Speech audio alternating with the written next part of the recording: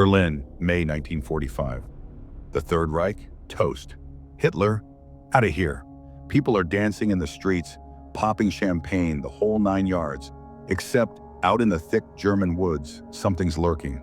Guys with rifles and explosives just straight up ghost into the trees. And the rumor on everyone's lips? The war's not done yet. Not by a long shot. Welcome to War Files Uncovered, where we dig up the wildest, dustiest corners of history. Forgotten scraps of battle, secret ops, the kind of stuff your high school textbooks wouldn't touch with a 10-foot pole.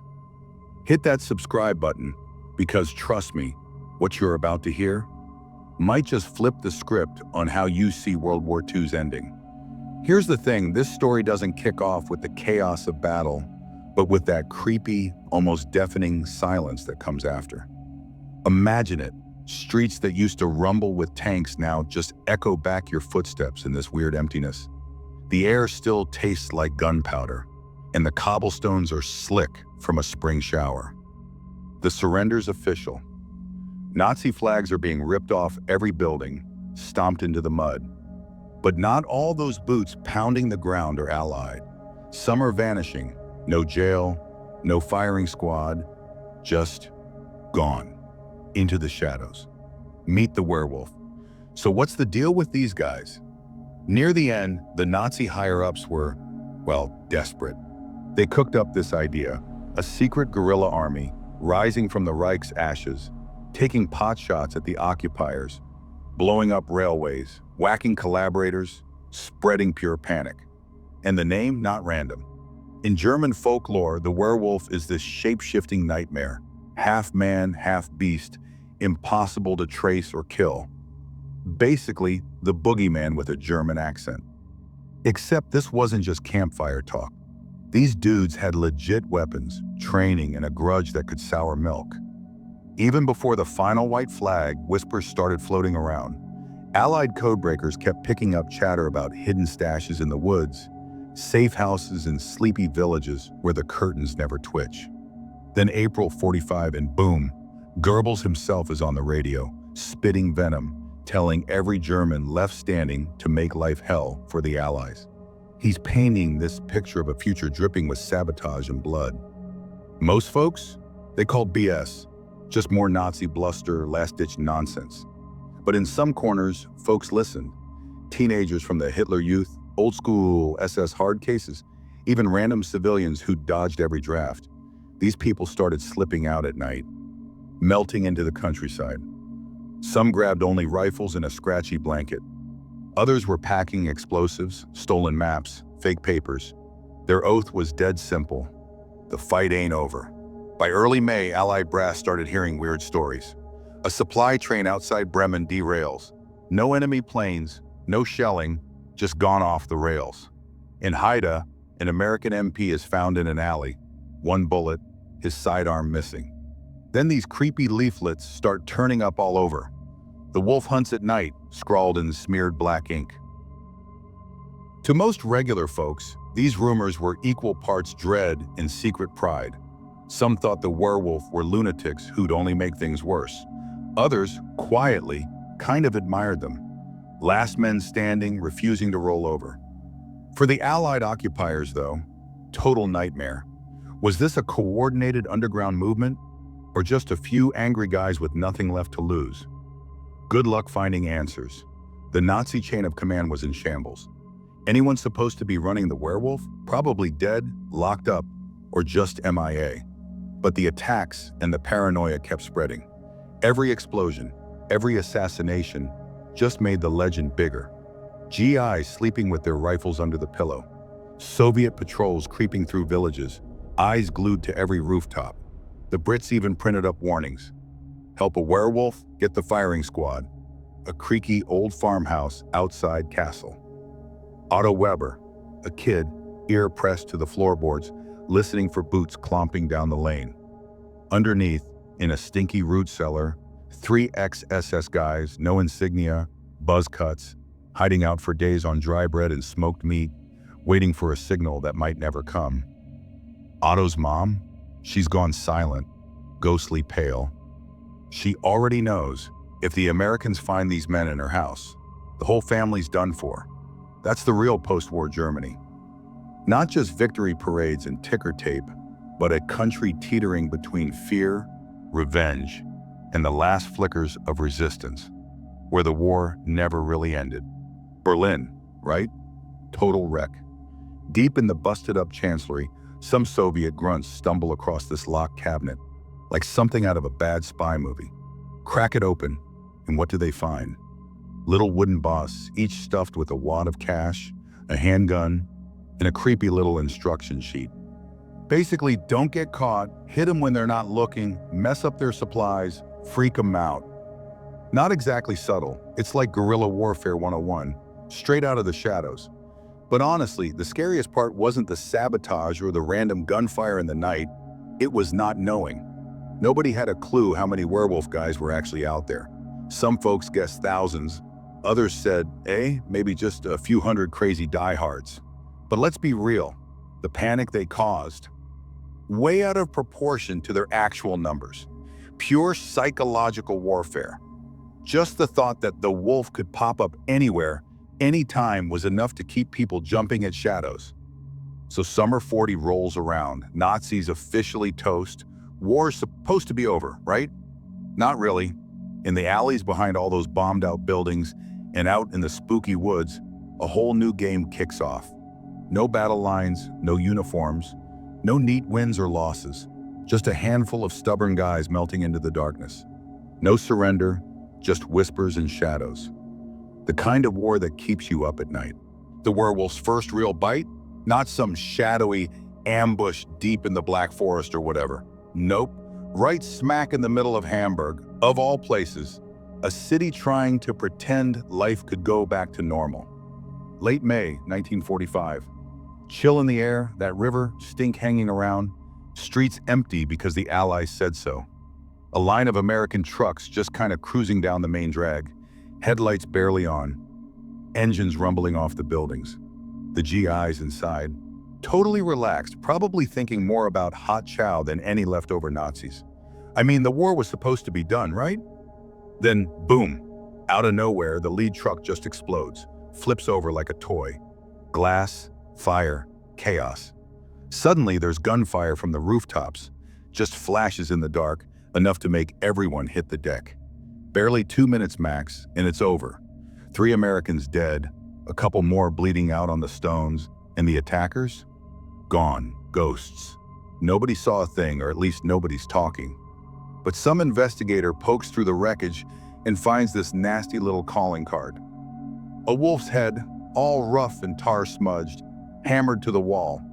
Just so everyone knows, these werewolf guys? Not a fairy tale. Not even close. The Allies freak out, obviously. Hamburg goes on lockdown, soldiers kicking in doors before sunrise, people shivering in their pajamas while the army tears through their homes. If you're a guy and not in bed, suddenly you're suspect number 1. But the werewolf, nowhere to be found, like they just melted into the walls. And then, like clockwork, stuff starts blowing up all over the place. In Bavaria, a British ammo dump torches itself in the middle of the night. Somewhere in the Soviet zone, some Red Army colonel gets dropped outside a farmhouse. Shooter's gone before the body hits the ground. The werewolf weren't trying to win the war. They just wanted to make sure nobody ever really felt safe, keep the fear alive. Psychological warfare, baby. Thing is, you didn't need guts to pull this off. You needed desperation, and Germany had that in spades. What's left when your city's a crater, your family's scattered or dead, and there's nothing but strangers barking orders in your streets? The werewolf tossed these broken kids a new reason to fight. Not for Hitler, dude was dead and not coming back, but for the idea that Germany should never roll over for anybody. The Allies? They weren't playing around either. Special squads, ghost hunters, no joke, sent out to sniff out werewolf cells before they could do more damage. But for every kid they dragged in, another popped up somewhere else. Interrogations? Mostly a mess. Either the suspects swore they got beat into confessing, or they honestly had zero clue what the Americans wanted. One officer wrote in August 45, "We're chasing shadows in a country of shadows. Every closed barn hides a wolf, every open one hides a liar." You can just feel the exhaustion dripping off that line. The werewolf weren't even about body counts anymore. It was about making the Allies jump at every creak in the night, take the long way around, never trust the quiet. Of course, not every German was on board. In Cologne, there's this baker, Erich Muller, just staring out his busted-up shop window while soldiers slap up another reward for werewolf info poster. His brother had snuck off months ago, rifle on his shoulder, never came back. And every new attack just meant more raids, more arrests, more pain for folks who already had nothing. To plenty of people, the werewolf were less freedom fighters and more a curse, dragging everyone deeper into the mud. Meanwhile, the Soviets in Berlin went full sledgehammer. Suspected werewolf helpers? Rounded up, carted off to sketchy lockups. No trial, nothing. Whole villages threatened. One sabotage and everyone pays. Sometimes they just shoot a bunch of guys in the town square to send a message. Did the attack stop? Not really, maybe smaller, but like cockroaches, the werewolf just kept popping up. And that's the ugly truth. The war was over, but for a while the fighting was just getting started. Then came that mess in Aachen. Captain Robert A. McDonnell, American, probably tired and just wanting a warm bed, caught a bullet on his way out of some fancy villa the Allies had commandeered. Late at night, too. Classic. Folks nearby swore they saw two guys in long coats vanish into an alley right after. Cops poked around, found zilch. Well, except for that damn wolf's head again, this time gouged right into the door frame. If you ask me, that wasn't just a middle finger to the Allies. That was a straight-up dare. Werewolf wasn't just hanging on, they were out here playing games, poking the bear. By the tail end of WWII, the Allied spooks finally admitted the werewolf crew wasn't as huge as they'd feared. Still, those left were slippery, melting back into regular life, just waiting for their chance to pounce. The big bosses? Who knows if they were even real at that point? But man, the stories were spreading like wildfire. In bars thick with cigarette smoke, out on the corners in the cold, people whispered about the wolf who could slip through walls, disappear under your nose, take you out without leaving a trace. Was any of that actually true? Not really, but honestly, it didn't matter. The werewolf thrived on being invisible, on making everyone jump at shadows. As long as that sense of what if hung in the air, the war refused to stay dead, at least in some folks' heads. And here's the kicker. Nobody had a clue that winter was about to get wild. Werewolf had something insane up their sleeve, something so ballsy it would make even the toughest Allied brass spit out their coffee. The legend wasn't going anywhere. If anything, it was about to get a whole lot bigger. Man, it kicked off on a night so quiet you'd swear the whole world was holding its breath. January 4th, 1946. Ruhr Valley. Eichenfrali, dead of winter, practically freezing your teeth off. Snow covered everything, thick and heavy, swallowing up every noise, moonlight turning it all silver and ghostly.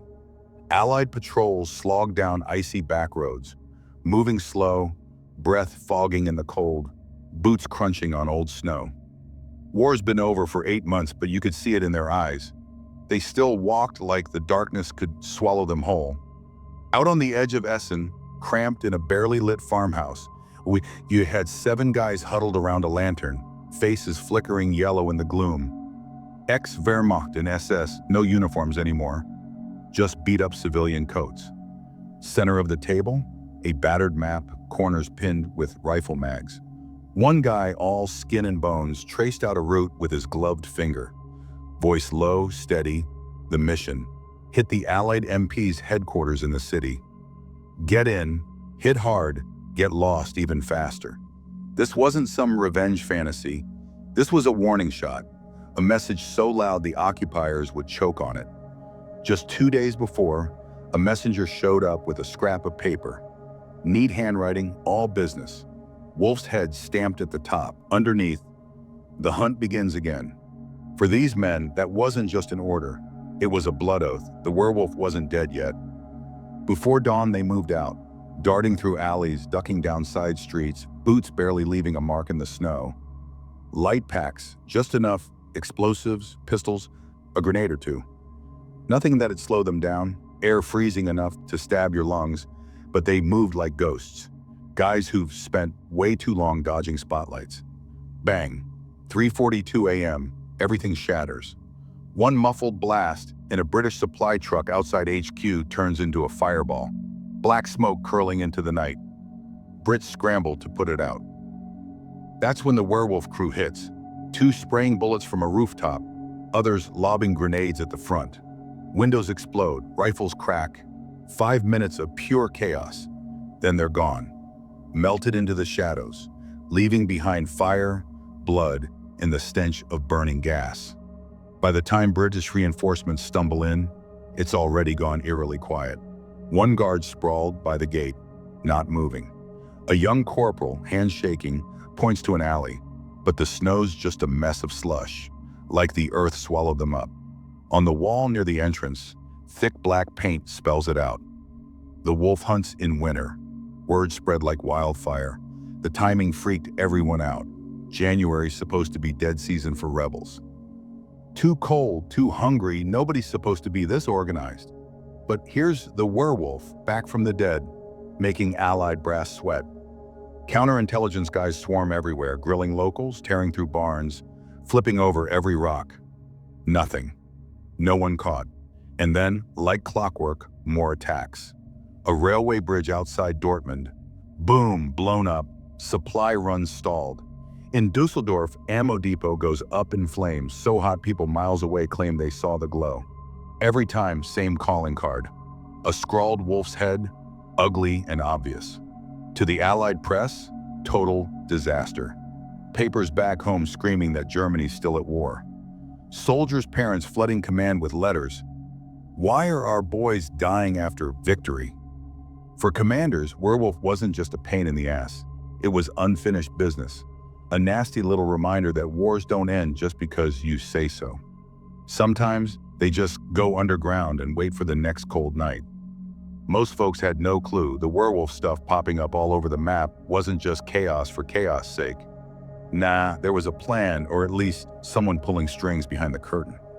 The spooks picked up whispers about a mastermind, some shadowy operator with fingers and pies from here to kingdom come, using resources they'd sworn were gone for good. In half-burned memos and scribbled orders, the name came up again and again.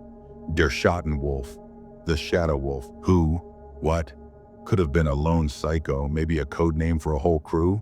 Or hell, maybe it was just a scary story to keep the newbies on edge.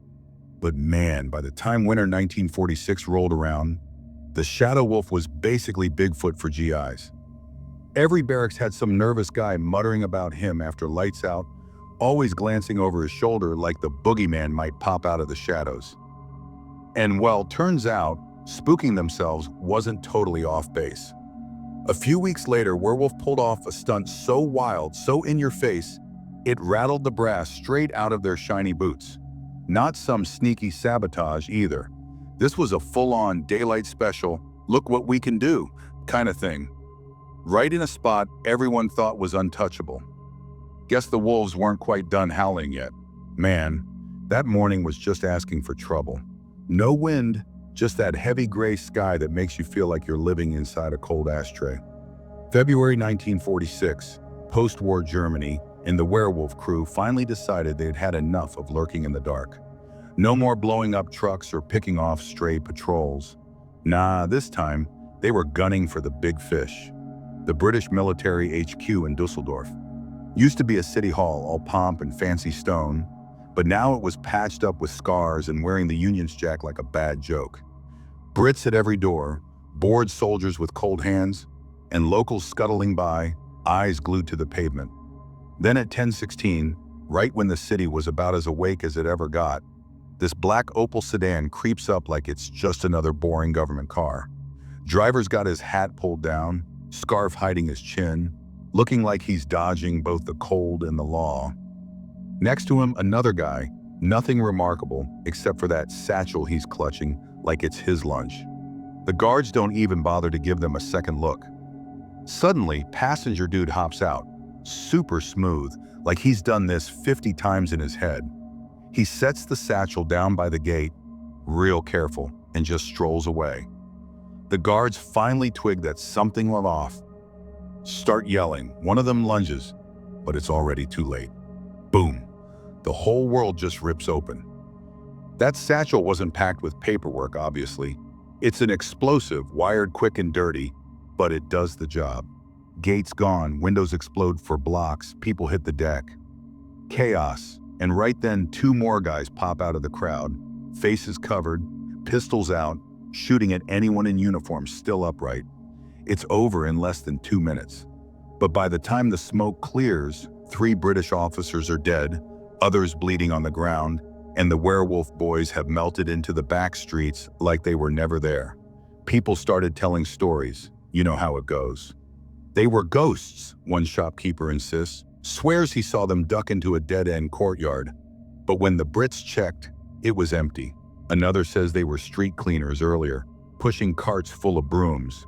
Classic spy stuff. No one can prove any of it, but suddenly everyone's seeing wolves in the shadows. Nobody feels safe. The Brits lose their collective minds, of course. Roadblocks everywhere, soldiers tearing through apartments, dragging people out for questions. If you didn't have your ID on you, tough luck. Straight to detention. But after all the bluster, they come up empty. No suspects, no guns, not even the getaway car.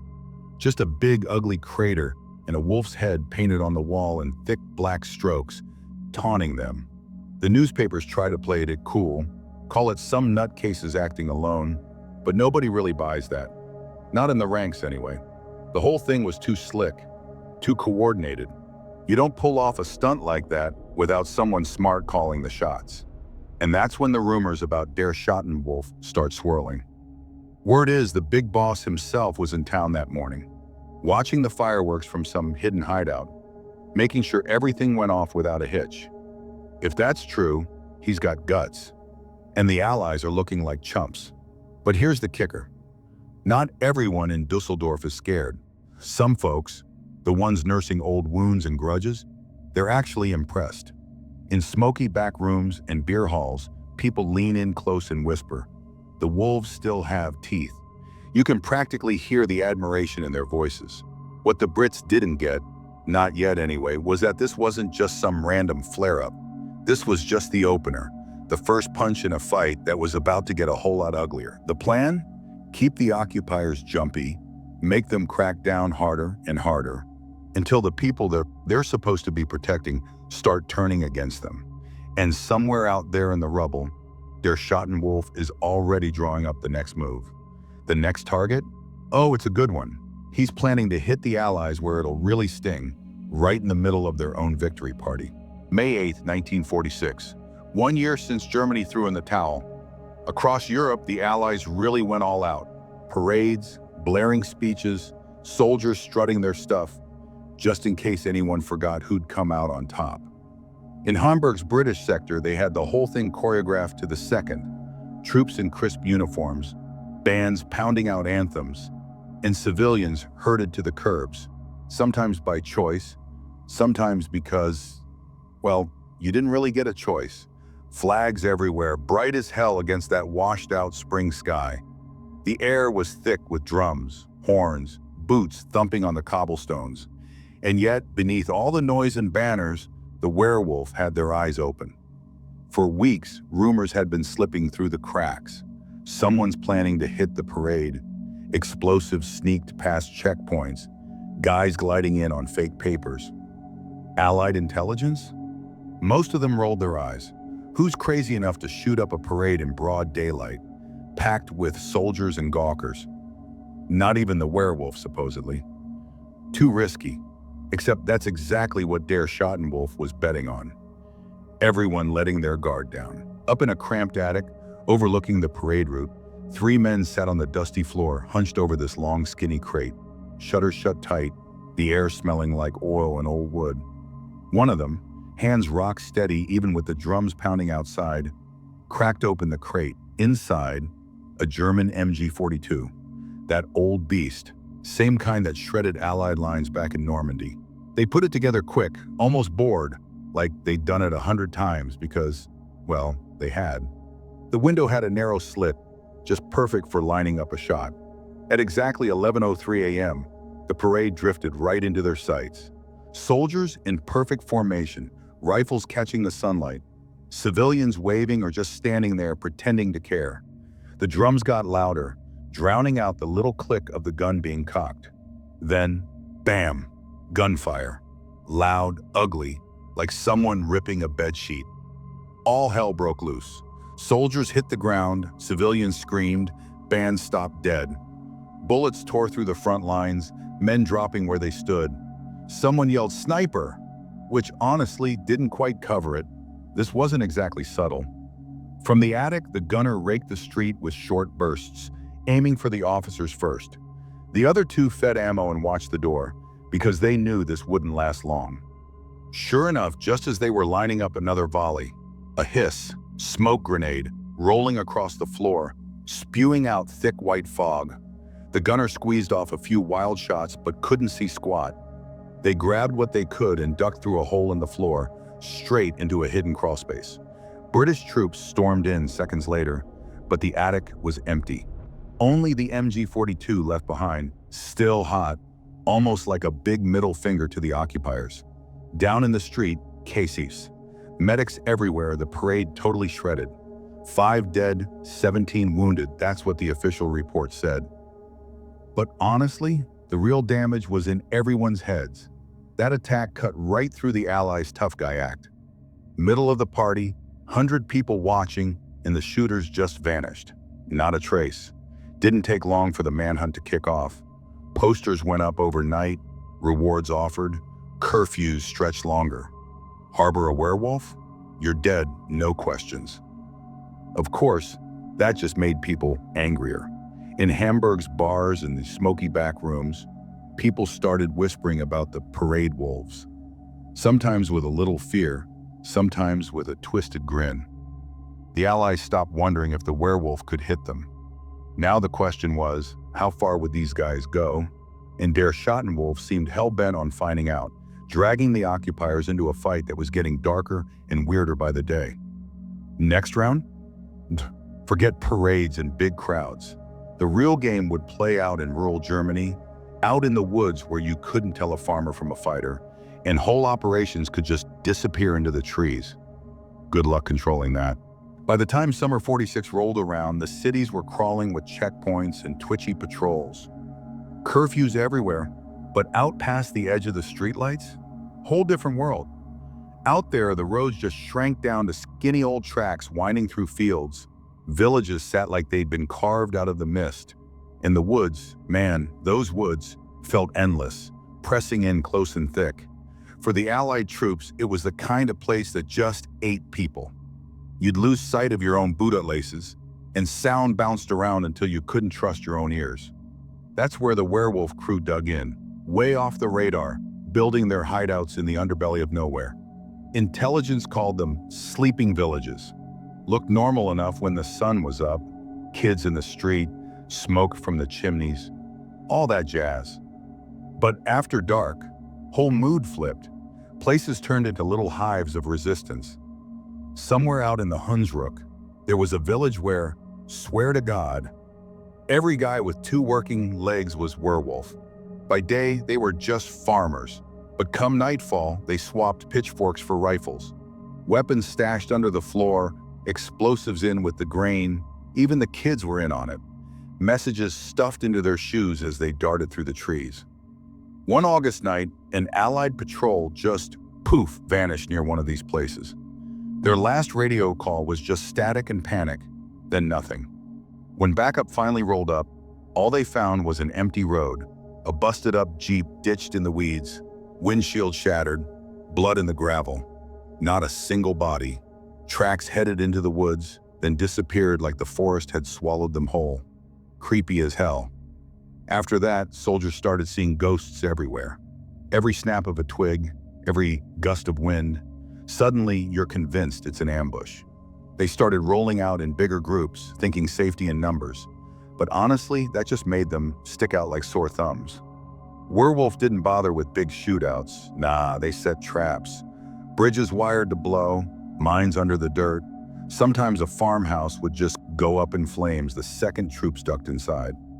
There was this one time up near Oberreifenberg, a Brit platoon thought they'd found a safe spot on a hillside. Sun comes up, they're packing to move, And bang, a single shot from the tree line drops their officer. Guys charge into the woods, nothing but silence. When they circle back, there's a little wooden wolf's head sitting on the dead guy's pack, paint still sticky. Like, thanks for playing, boys. So the Allies got fed up and hit back with Operation Scythe. Swarms of troops, tanks and all, sweeping through every village they could find. They tore up barns, grilled every locale, dug into fields like they were hunting treasure. Sometimes just scared farmers. Other times they'd hit the jackpot. Guns wrapped in oilcloth, boxes of ammo, hand-drawn maps with Allied positions circled in red. But the Werewolf? Gone every time. Someone always tipped them off, look out on a hill, kid in a steeple, whatever. They were hunting for the big fish. This guy they called Der Schattenwolf, the puppet master hiding somewhere out there. But every time they thought they had a lead, it slipped away. A courier spills a name. Soldiers show up, and the guy's already a ghost. Safe house? Empty, fire still warm in the grate, like chasing smoke. Here's the thing the occupiers never got. Werewolf didn't just want to survive in the sticks, they wanted to run the show. In the cities, Allies called the shots, no question. But out in the fields and forests, Werewolf was the law. Step out of line, maybe you hear a knock at midnight. Black market guys ran their goods with Werewolf watching their backs. Info moved in whispers, passed hand to hand, impossible to trace. Then, early September, cold biting in, Werewolf pulled off an attack that made it crystal clear just how deep their roots went. They hit an Allied field HQ so fast and so clean that by the time the first desperate radio crackled for help, the wolves were long gone, tracks already fading into the wet morning earth. Man, the field HQ looked like something straight out of a haunted house story. Crumbling old manor way out on the edge of nowhere, rain streaking down the stone, windows shut tight against the weather. In daylight, you'd probably think, what a dump, some rich guy's forgotten weekend place. But at night, totally different vibe. Place buzzed with typewriters clacking, boots stomping on creaky wood, and that ever-present funk of wet wool. This was the big Allied nerve center for the region, plopped right in the middle of a wild countryside that just wouldn't sit still. Then bam, out of nowhere, just before dawn, all hell broke loose. It was 4:17 in the freaking morning when a single gunshot shattered the silence. Poor guy on the East Post dropped like a sack of potatoes, barely a peep out of him. His rifle hit the gravel, and for a heartbeat, everything froze. Then the mortar started. You know that deep, rolling thunder that feels like it's rattling your bones? That. The shells were on point. Took out the motor pool, radio shack, storage sheds first, just like someone was checking boxes. Fire started licking up into the dark, shadows dancing all over the valley like something from a fever dream. Inside, chaos, officers yelling, runners sprinting through the halls, boots hammering. Radio guy barely got out a frantic, "Under attack! Unknown numbers! Heavy fire!" before static cut him off. Meanwhile, outside, muzzle flashes kept popping from the trees. You'd catch a glimpse of someone, then poof, gone, swallowed up in the black. The Werewolf guys? Spooky as hell, like some were crawling through mud and ditches to lob grenades, others just popping up from holes they dug who knows when. A Jeep tried to make a break for it, headlights sweeping across the mess, but barely made it a few yards before, boom, Panzerfaust turned it into a fireball. And here's where it gets weirder. One sergeant swore up and down that the attackers weren't even wearing uniforms. A few in dark civvies, others in stolen Allied jackets, all with scarves or masks hiding their faces. Wolf heads splashed in white paint everywhere. Trees, walls, glowing creepy in the firelight. By 4:26, the West Wing was toast. Whole roof caved in with a crash, ammo inside going off like firecrackers. Troops tried to pull it together in the courtyard, but every time they grouped up, another line of fire would rip into them from the woods. This wasn't some drawn-out siege nonsense. It felt more like surgery, cut, and never giving them a real target to fight back against. Then, just like that, silence. Guns stopped. Mortars quit. Dawn crept in, smoke rising, everything eerily still. Scouts combed the place. Nada. No bodies, barely any shell casings except right up close, no footprints leading away. It was like the attackers just melted right back into the woods. Survivors, shaken, big time, kept whispering about how fast and freakishly organized it all was. Some said they saw this tall guy in a dark coat standing at the tree line for a split second before vanishing. Matched all the spooky stories about Der Schattenwolf. Who knows, maybe they did. Allied brass didn't mess around after that. Next few days, they turned the countryside upside down. House-to-house searches. Anyone looking even a little suspicious hauled in. Some ended up in makeshift camps. Others just disappeared into the system. But the werewolf? Gone. Like ghosts, man. All that was left was the burnt shell of the manor and the uneasy feeling that these guys could show up anywhere, anytime. Just a brutal reminder. War might be over on paper, but in the shadows, still plenty of fight left. Teeth, claws, the whole deal. By the winter of '46, Werewolf was basically toast. Whatever was left of them had splintered into ragtag paranoid cliques, thanks to the Allies hunting them nonstop, the occasional snitch, and just plain running out of steam. Some of the tough guys ditched the fight and melted back into everyday life, hiding pistols in the woods or under the barn floorboards, swapping names like old coats. Others, nah, they couldn't let it go.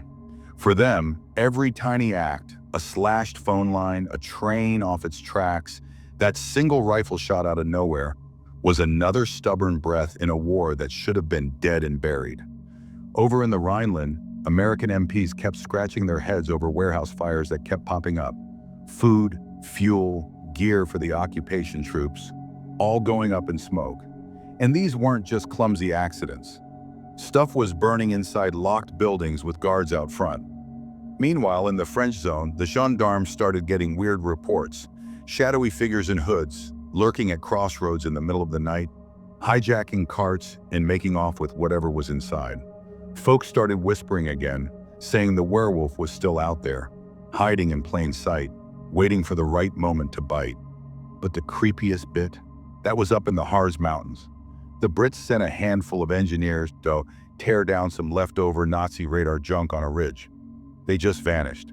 When the search parties finally found them, it was like something out of a nightmare.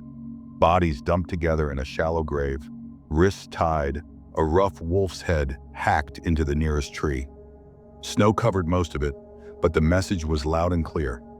Whoever did it wanted the world to know. Werewolf was still in the game, even if only as a ghost. The Allies freaked, of course. Next thing you know, they're setting up special squads. Guys buried in paperwork, chasing rumors, poring over mugshots and scribbled maps, trying to get ahead of the next attack. But honestly, the werewolf crowd always seemed to be one move ahead. A tip-off in Frankfurt would lead to nothing, the contact disappearing hours before he was supposed to spill. A safe house in Bremen? Empty the night the raid finally went down.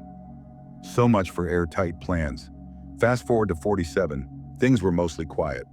Maybe the fighters got caught, maybe they got tired, maybe they just ran out of reasons to keep going. Who knows? The stories didn't fade though.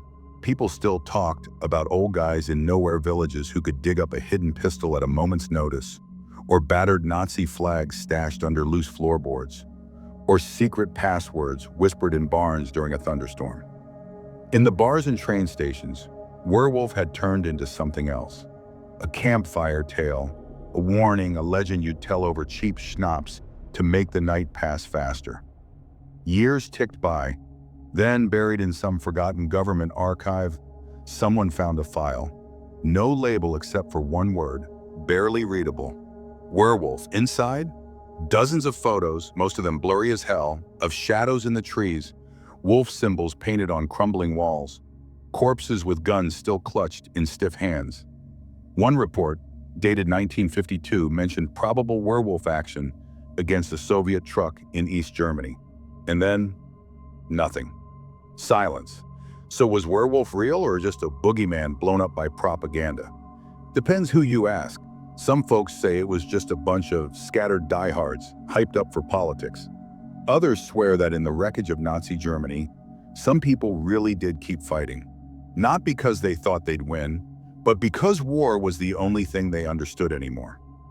Nowadays, the forests are quiet, ruins swallowed by ivy and moss. But every now and then, when the wind's just right and the moon's nowhere to be seen, locals swear they hear something. A footstep in the leaves, a twig snapping, like someone's still out there, watching from the dark. Maybe it's just nerves. Maybe not. Sometimes, if you look close, you'll spot a faded wolf's head scratched into a tree, almost gone but still there, because some wars don't ever really finish. They just fade into the shadows, waiting for somebody to remember.